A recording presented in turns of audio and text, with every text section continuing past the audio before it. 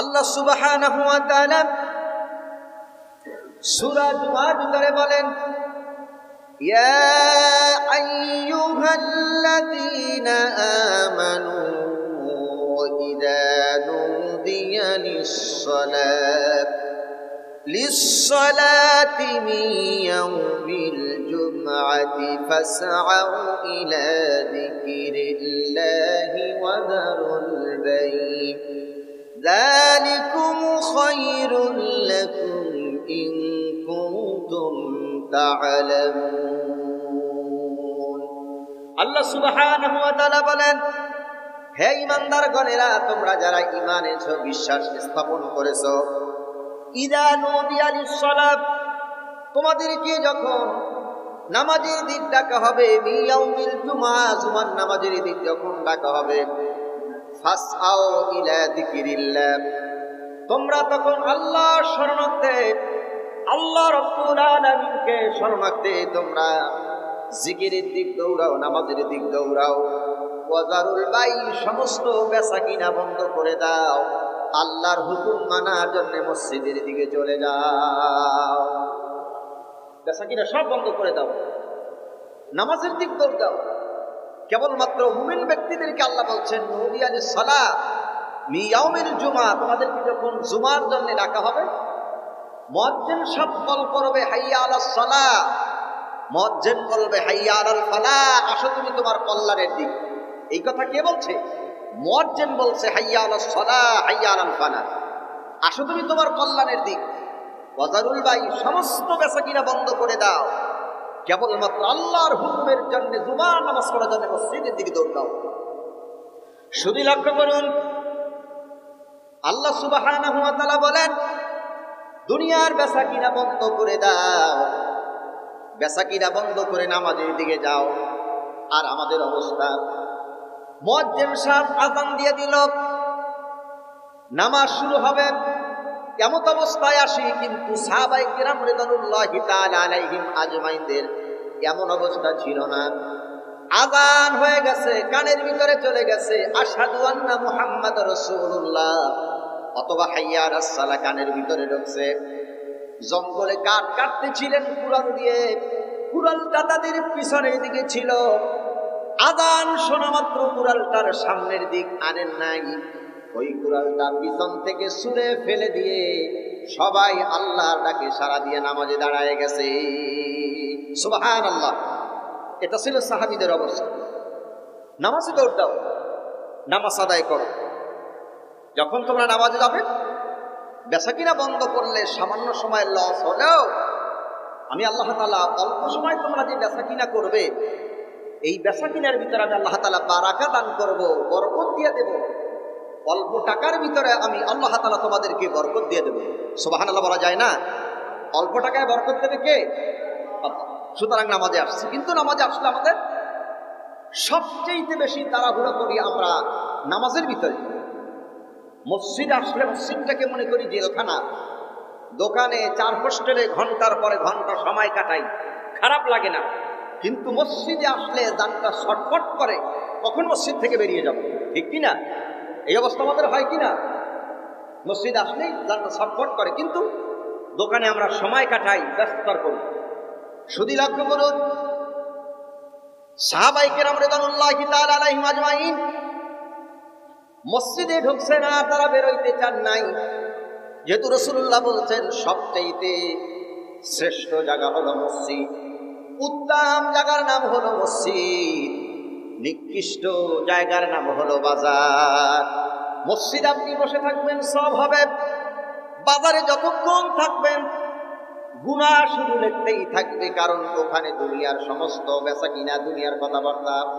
মসজিদ ঘরে, আল্লাহর ঘরে যতক্ষণ বসে থাকবেন, জিকির করবেন, প্রত্যেকটা জিকির আল্লাহ পাক আপনার আমার আমল নামায় সওয়াব লাগবে। মসজিদ আসলে জিকির করলে সওয়াব হবে। এই জন্য রাসূলুল্লাহ বলছেন সবচেয়ে শ্রেষ্ঠ জায়গা, উত্তম জায়গার নাম মসজিদ, নিকৃষ্ট জায়গার নাম বাজার, ঠিক কিনা? এখন বলেন, আমাদের মসজিদের প্রতি সম্পর্ক বেশি না বাজারের প্রতি সম্পর্ক বেশি? মসজিদের মহব্বত নাই, বাজারের মহব্বত বেশি। সম্মানিত সুধী, নামাজে কিছু লোক আছে আসার পরে খুব তাড়াহুড়ো করে রুকু দেয়, ঠিক মতো রুকু দেয় না, সেজদা ঠিক মতন দেয় না, রুকু থেকে সোজা হয়ে দাঁড়ানো লাগে সেটাও দাঁড়ায় না, নামাজের ভিতরে তাড়াহুড়ো করে চুরি করে। আল্লাহ নবী বলেছেন সবচাইতে নিকৃষ্ট চোর হলো ওই ব্যক্তি। রাসূলুল্লাহ বলেন সবচাইতে নিকৃষ্ট চোর হলো ওই ব্যক্তি। সাহাবায়ে কেরাম জিজ্ঞেস করলেন ইয়া রাসূলুল্লাহ সবচাইতে নিকৃষ্ট চোরকে? হুজুর আবার বললেন নিকৃষ্ট চোর হলো ওই ব্যক্তি যেই ব্যক্তি নামাজে চুরি করে, সে হলো সবচাইতে নিকৃষ্ট চোর। নিকৃষ্ট চোরকে? নামাজে যে চুরি করে সে হলো সবচাইতে পৃথিবীতে নিকৃষ্ট চোর। এরকম চোর আছে না নাই? কতখানি আছে না নাই? থাকলে আল্লাহ তাআলা আমাদেরকে মাফ করুক, বলি আমিন। কারণ নামাজে আসছি, নামাজটা বড় একটা কঠিন কাজ। নামাজটা কি কাজ? কঠিন কাজ। ধৈর্য সহকারে নামাজ আদায় করতে হবে। সম্মানিত সুধী, আল্লাহ পাক কি বলে শোনেন, ওয়াস্তাঈনু বিস-সাবরি ওয়াস-সালাত ওয়া ইন্নাহা লাকাবীরাতুন ইল্লা আলাল খাশিঈন। আল্লাহ পাক বলে যারা ধৈর্য এবং সবরের মাধ্যমে আল্লাহ তাআলাকে স্মরণ করে, ধৈর্য এবং সাহায্য চায়, ধৈর্যের মাধ্যমে আল্লাহর কাছে সাহায্য চায়। যে নামাজে তোমরা আসছো, নামাজের মাধ্যমে আল্লাহর কাছে সাহায্য চাও, আর ওই নামাজটা হচ্ছে ওয়া ইন্নাহা লাকাবীরাতুন ইল্লা আলাল খাশিঈন। নিশ্চয়ই নামাজ একটা বড় কঠিন কাজ। নামাজ বড় কঠিন কাজ, কিন্তু কেবলমাত্র নামাজ কঠিন নয়, মুমিন ব্যক্তিদের জন্য, যারা মুমিন তাদের জন্য নামাজ কঠিন নয়, যারা নামাজ পড়ে না তাদের জন্য বড় নামাজ কঠিন। ঠিক কি না? যারা মুমিন তাদের জন্য নামাজ একেবারে সোজা সহজ, আর বেনামাজি যে লোকগুলো যারা নামাজ পড়ে না তাদের জন্য নামাজ সহজ না কঠিন? কথা বলো, সহজ না কঠিন? কিন্তু এই নামাজ পড়তে চায় না, কিন্তু সে নিজকে মুসলমান বলে দাবি করে। রাসূলুল্লাহ বলছেন সেই ব্যক্তি নামাজ আদায় করে না, ওই ব্যক্তি মুসলমান বলে দাবি করার হক তার নাই। একজন মুসলমানের সর্বপ্রথম দায়িত্ব হলো নামাজ। সর্বপ্রথম দায়িত্ব কি? হাদিস শোনাচ্ছি, ওয়া নবী হুরায়রা রাদিয়াল্লাহু তাআলা আনহু আন্নাহু قال قال رسول الله صلى الله عليه وسلم بين العبد وبين الكفر ترك الصلاة।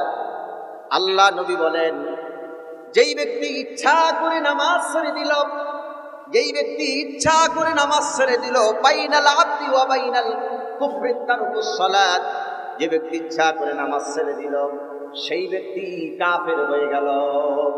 রাসূল বলছেন মান তারাকাস সালাতা মুতাআম্মিদান ফাকাদ কাফার। একজন কাফের আর মুসলমানের ভিতরে পার্থক্য হলো নামাজ। মুসলমানেরা নামাজ পড়ে, কাফেরেরা নামাজ আদায় করে না। এই জন্য রাসূলুল্লাহ বলছেন যে ব্যক্তি নামাজ আদায় করে আল্লাহর সাথে সম্পর্ক হয়ে যায়, যে ব্যক্তি নামাজ আদায় করে না ওই ব্যক্তির সাথে আল্লাহর কোনো সম্পর্ক থাকে না। নামাজ পড়লে কার সাথে সম্পর্ক হয়? কার সাথে? আল্লাহর সাথে সম্পর্ক হয়। সাহাবায়ে কেরাম জিজ্ঞেস করলেন ইয়া রাসূলুল্লাহ আল্লাহর সাথে কিভাবে সম্পর্ক করব? ইয়া রাসূলুল্লাহর সাথে কিভাবে সম্পর্ক করব?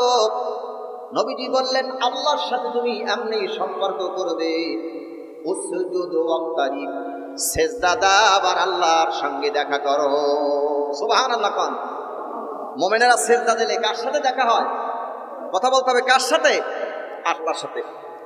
ওয়ান আনাস রাদিয়াল্লাহু তাআলা আনহু قال قال رسول الله صلى الله عليه وسلم আল্লাহ নবী বলেন আনতা আবুদাল্লাহ কাআন্নাকা তারাহু। তুমি এমন ভাবে নামাজ আদায় করো, তুমি এমন ভাবে সালাত আদায় করো, আনতা আবুদাল্লাহ কাআন্নাকা তারাহু, তুমি এমন ভাবে নামাজ আদায় করো তুমি জানো আল্লাহ সুবহানাহু ওয়া তাআলাকে দেখতেছো। ফাইল্লাম তাকুন তারাহু, ফাইল্লাম তাকুন তারাহু, তুমি যদি আল্লাহকে দেখতে নাও পাও, ফাইন্নাহু ইয়ারাকা, তোমার রব আল্লাহ রাব্বুল আলামিন তোমারে দেখতেছে। সুবহানাল্লাহ বলেন। রাসূল বলছেন আনতা আবুদাল্লাহ কাআন্নাকা তারাহু, তুমি এমন ভাবে নামাজ পড়ো তুমি যেন কারে দেখতেছো? আল্লাহকে দেখতেছো। ফাইল্লাম তাকুন তারাহু, তুমি যদি আল্লাহকে দেখতে নাও পাও, ফাইন্নাহু ইয়ারাকা, তোমার রব আল্লাহ সুবহানাহু ওয়া তাআলা তোমাকে দেখতেছে। আল্লাহ দেখে কি না? কথা বলতে হবে, আল্লাহ দেখে কি না? আল্লাহ দেখে। সম্মানিত সুধী, এই জন্য নামাজ এমন ভাবে পড়তে হবে কিয়ামতের দিন আল্লাহ সুবহানাহু ওয়া তাআলা সর্বপ্রথম বান্দার হিসাব নেবে নামাজে। কিসের হিসাব? নামাজের। কয় লাখ টাকার মালিক ছিলেন, কয়টা বাড়ি করেছিলেন, কয়টা গাড়ি ছিলেন, এমপি ছিলেন, মন্ত্রী ছিলেন, চেয়ারম্যান ছিলেন, হাফেজ সাহেব ছিলেন, মুফতি ছিলেন, মুহাদ্দিস ছিলেন, মাওলানা ছিলেন, বক্তা ছিলেন, ইমাম ছিলেন, খতিব ছিলেন, হাজী ছিলেন, গাজী ছিলেন, কিছু আল্লাহ তাআলা জিজ্ঞেস করবে না। কিয়ামতের দিন বান্দাকে সর্বপ্রথম আল্লাহ পাক জিজ্ঞেস করবে, বান্দা নামাজ পড়ছো কিনা? ঠিক কিনা? কে প্রশ্ন করবে? সম্মানিত সুধী, ওয়ান আবি সাঈদ খুদরী রাদিয়াল্লাহু তাআলা আনহু আন্নাহু قال قال رسول الله صلى الله عليه وسلم أن أول ما يحاسب به العبد يوم القيامة من عمل الصلاة। আল্লাহ নবী বলেন, কিয়ামতের দিন সর্বপ্রথম বান্দাকে জিজ্ঞাসা করা হবে, বান্দা দুনিয়ায় তুমি নামাজ পড়ছিলে কিনা, নামাজের আন্দোলন করছিলে কিনা, নামাজ পড়ছিলে কিনা? নবীজি বলেন, আল্লাহ পাক কিয়ামতের দিন সর্বপ্রথম বান্দাকে হিসাব নেবেন, জিজ্ঞাসা করবেন, বান্দা তুমি দুনিয়ায় নামাজ পড়ছো কিনা? হাসরের ময়দানে টাকা পয়সার কোনো হিসাব হবে না, প্রথমে হিসাব হবে আল্লাহ পাক হিসাব নেবে, বান্দা নামাজ পড়ছো কিনা। কে হিসাব নেবেন? নামাজের না টাকা? কতখানে নামাজের না টাকা? না এমপি মন্ত্রী ছিল কিনা, চেয়ারম্যান মেম্বার ছিল কিনা, এই হিসাব হবে না নামাজের হিসাব হবে? নামাজের হিসাব হবে। শুধু লক্ষ্য করুন, এখন আমি কোরআন শোনাচ্ছি, কিয়ামতের দিন যতগুলো কারণে মানুষ জাহান্নামে যাবে এর ভিতরে প্রধান কারণ হবে দুইটা। যতগুলো কারণে মানুষ জাহান্নামে যাবে এর ভিতরে প্রধান কারণ হবে দুটা। আল্লাহ পাক প্রশ্ন করবেন জাহান্নামী লোকদেরকে, ইয়াতাসাআলুনা আনিল মুজরিমিন মা সালাকাকুম ফি সাকার ক্বালু লাম নাকু মিনাল মুসাল্লিন ওয়া লাম নাকু নুতি'মুল মিসকিন। আল্লাহ পাক জাহান্নামী লোকদেরকে প্রশ্ন করবেন, আজকে তোমরা কেন জাহান্নামে এলে? কোন অপরাধ আজকে তোমাদেরকে জাহান্নামে নিয়ে আসা হলো? জাহান্নামী লোকগুলো বললেন, দুইটা কারণে আমরা জাহান্নামে আসছি। এক নম্বরে কারণ হলো ক্বালু লাম নাকু মিনাল মুসাল্লিন, আমরা দুনিয়ায় নামাজ পড়ি নাই, ওয়া লাম নাকু নুতি'মুল মিসকিন, আর আমরা মিসকিনদেরকে খেতে দেই নাই, নামাজ পড়ি নাই আর এতিম মিসকিনদেরকে খেতে দেই নাই। যতগুলো কারণে মানুষ জাহান্নামে যাবে এর ভিতরে প্রধান কারণ হবে দুইটা। একটা হলো নামাজ না পড়া, আর একটা হলো এতিম আর মিসকিনদেরকে খেতে না দেওয়া। নামাজ না পড়লে কোথায় যাবে?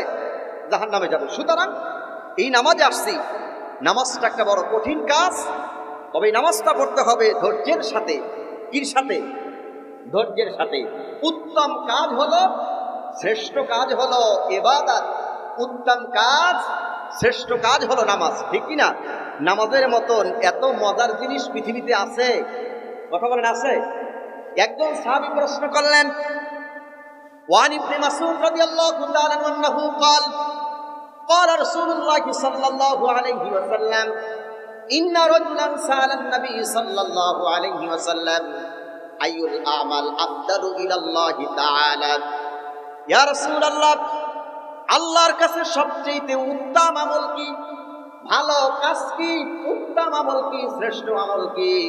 হুজুর বললেন, ক্বালা আস-সালাতু লিওয়াক্তিহা, সময় মতো নামাজ আদায় করা। আবার লোকটি জিজ্ঞাসা করলেন, সুম্মা কি, এরপর কোনটি? আল্লাহ নবী বললেন, ক্বালা বিররুল ওয়ালিদাইন, পিতা মাতার খেদমত করা। আবার লোকটি জিজ্ঞাসা করলেন, সুম্মা আইয়ু, এরপরে কোনটি? আল্লাহ নবী বললেন, আল জিহাদু ফি সাবিলিল্লাহ, আল্লাহর রাস্তায় জিহাদ করা। সুবহানাল্লাহ। উত্তম আমল কি? নামাজ। উত্তম আমল কি? কথা বলে না। উত্তম আমল কি? নামাজ। সর্বশ্রেষ্ঠ ইবাদত, তার নাম কি? নামাজ। এই নামাজটা করতে হবে ধৈর্যের সাথে। যে ব্যক্তি ধৈর্যের সাথে নামাজ আদায় করবে, আল্লাহ পাক বলে আমি ওই ব্যক্তির সঙ্গে আছি। সুবহানাল্লাহ বলেন। আল্লাহ রাব্বুল আলামিন বলেন, ইয়া আইয়ুহাল্লাযীনা আমানুস্তাঈনু বিস-সাবরি ওয়াস-সালাহ ইন্নাল্লাহা মা'আস সাবিরিন। হে ঈমানদারগণেরা, তোমরা ধৈর্যের মাধ্যমে আল্লাহর কাছে সাহায্য চাবার নামাজ আদায় করো, নিশ্চয়ই আল্লাহ রাব্বুল আলামিন সবুরকারীদের সঙ্গে আছে। যারা সবর করে, নামাজ আদায় করে, এদের সঙ্গে কি আছে? আল্লাহ সুবহানাহু ওয়া তাআলা আছেন। সুতরাং আমরা মুয়াজ্জিন আযান দিয়েছে, বেচাকিনা আমরা বাড়িয়ে দিয়েছি, আর আল্লাহ পাক বলছেন বেচাকিনা সব বন্ধ করো। উত্তম কাজ, শ্রেষ্ঠ কাজ, তার নাম কি? নামাজ। নামাজে দিয়ে কি করো? দৌড় দাও। হাইয়া আলাস সালাহ, হাইয়া আলাল ফালাহ।